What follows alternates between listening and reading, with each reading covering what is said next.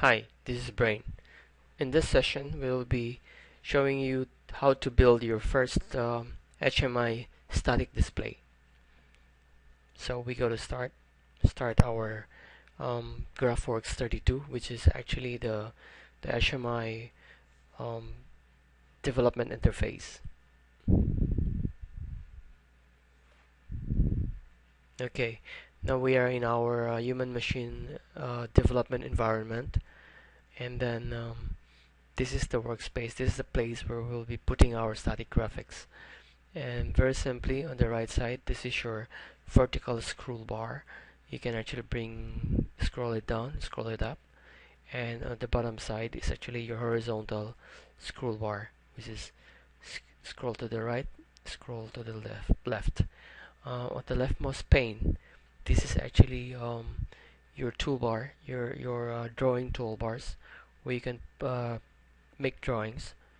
And on the next pane, this is actually your symbols toolbar or symbols pane, where you can actually find the library symbols. Let's start with creating our own your own symbols. We start with selecting the rectangle. We click on the rectangle, drag the cursor into the empty workspace, and then left click your mouse, keep it pressed, and then you drag your mouse so you can actually determine the size of the rectangle that you wanted to draw. There it is. I release the left mouse and the rectangle is drawn. You can change the size of the rectangle. You want it bigger to the right, you want it bigger to the top, or you want it in a proportional change of size. Okay, now the next symbol that we can draw is an ellipse. Click on this. Same thing. Drag the mouse with the left button pressed, so you can actually change the size of the ellipse that you're drawing. Now you can move the object by selecting the object and dragging your mouse. There it is. Now you can draw a line if you want. That's the line.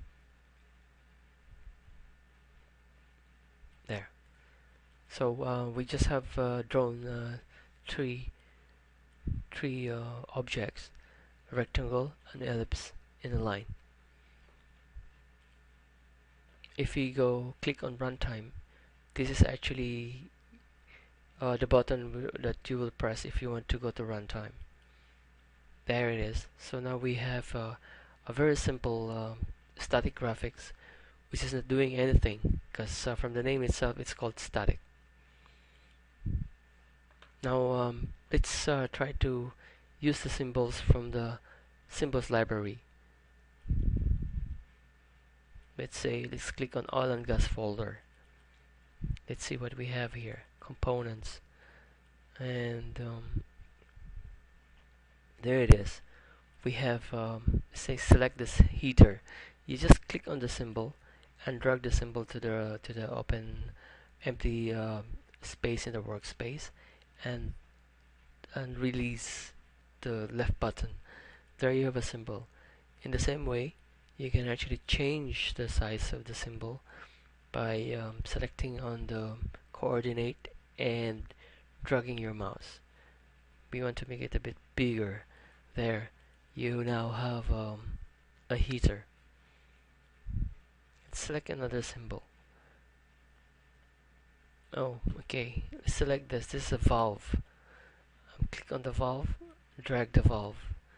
I want to change the size. Select on the coordinate, and then drag my mouse. Now I have a bigger valve. Let's see. Now we go to runtime. There, we have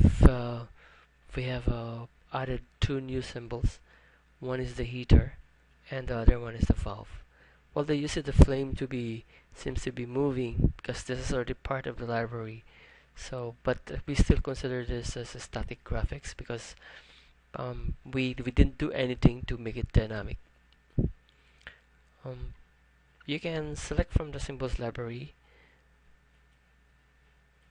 let's say we select this miscellaneous, and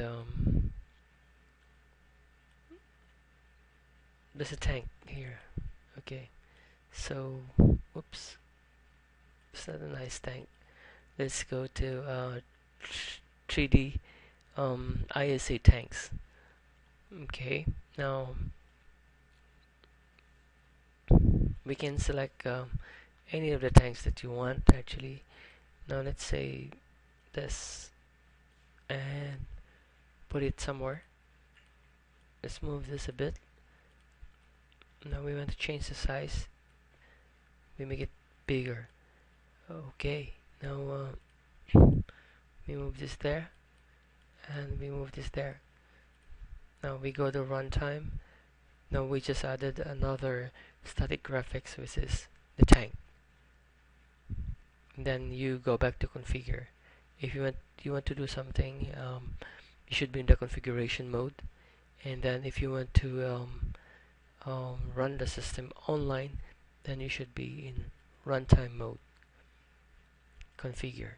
So we just have added 6 objects, which is actually a static representation of whatever we wanted to show in our HMI.